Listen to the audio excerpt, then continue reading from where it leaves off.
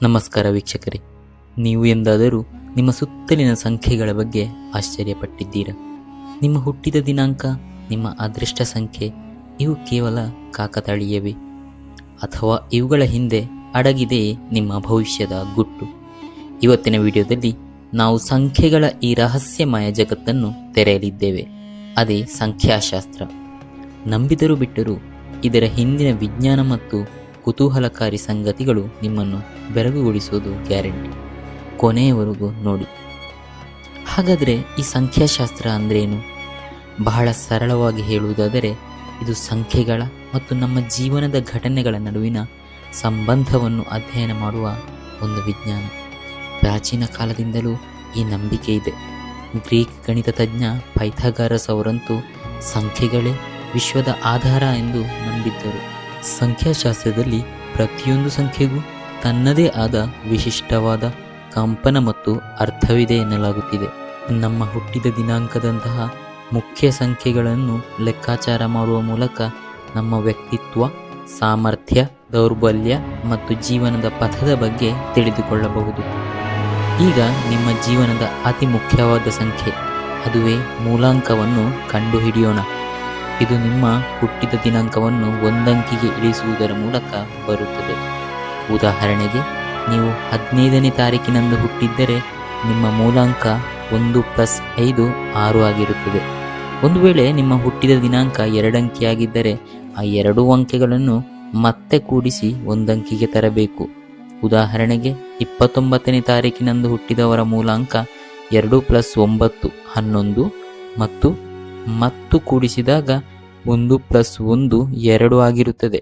ಬೇಗ ನಿಮ್ಮ ಹುಟ್ಟಿದ ದಿನಾಂಕವನ್ನು ಲೆಕ್ಕ ಹಾಕಿ ನಿಮ್ಮ ಮೂಲಾಂಕ ಯಾವುದು ಅಂತ ಕಾಮೆಂಟ್ ಬಾಕ್ಸ್ನಲ್ಲಿ ತಿಳಿಸಿ. ಈಗ ಯಾವ ಮೂಲಾಂಕದ ವ್ಯಕ್ತಿತ್ವ ಯಾವ ರೀತಿ ಇದೆ ಎಂದು ನೋಡೋಣ. ಮೂಲಾಂಕ 1 ನಾಯಕತ್ವ, ಸ್ವಾಭಿಮಾನ, ಹೊಸತನವನ್ನು ಸೂಚಿಸುತ್ತದೆ. ನೀವು ಹುಟ್ಟು ನಾಯಕರು. ಇನ್ನು ಮೂಲಾಂಕ 2 ಸಹಕಾರ, ಸೂಕ್ಷ್ಮತೆ ಮತ್ತು ಸಮತೋಲನವನ್ನು ಸೂಚಿಸುತ್ತದೆ. ನೀವು ಶಾಂತಿ ಮತ್ತು ಸಾಮರಸ್ಯವನ್ನು ಬಯಸುವವರಾಗಿರುತ್ತೀರಿ.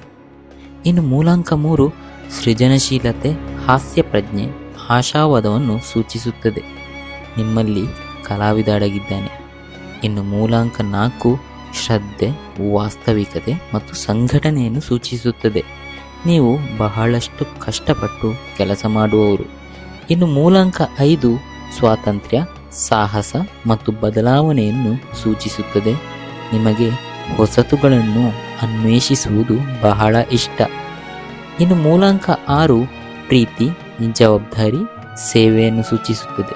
ನೀವು ಕುಟುಂಬ ಮತ್ತು ಸಂಬಂಧಗಳಿಗೆ ಬಹಳ ಮಹತ್ವ ನೀಡುತ್ತೀರಿ.